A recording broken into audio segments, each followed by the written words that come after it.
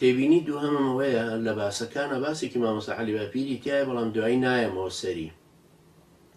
باسەکەشی ئەمەیە لەو کاتێک کە ڕەت لە مامۆستا عەبدولەتیفە دەمەوە ئەڵێم ئێمە کە خۆمان تەنزیمێک بووین، عەسکەری بووین، حیزبێک بووین، ئەمیرێک و چواردە شورامان هەبوو چۆن بە قسەی جەنابەت هەڵیەوەشێنینەوە.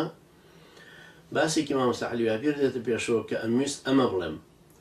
مامۆستا عەلی باپیریش کاتی خۆی یەکێ بوو لەو پیاوانەی کە بە هەوڵی چاکسازی و سڵح و ئاشتەوایی و برایەتی و تەبایی ڕەنجێکی زۆری دا و هاتوچۆی کردین لە دیانە لەگەڵ پیاوانی جوامێر و لێهاتوو پیاماقوڵانی پشدەر و بیتوێن کە جارێکیان 112 کەس بوون هاتن بۆ دیانان لەوێ قسەمان کرد لەسەری. مەبەستەکەم لەمە بوو کە ئەگەر جەنابیشت کە مامۆستا عەبدولەتیف ڕەنجت دابێت بۆ هەڵوەشاندنەوەی وەکو تۆڵی هەڵوەشاندنەوەی جەماعەتی ئیسلامی، ئەمە بەڕاستی واژ نەبووە. من بیرشم نایەتەوە تۆ لەگەڵ مامۆستا لەگەڵ کاک دڵشاد کەلاری هاتووی، چونکە کاک دڵشاد کەلاری بەجیا هات بۆ لامان لە بناری زۆزک بووینەوە کاتەکە هات. من وا ئازانم ئەو کاتە بوو.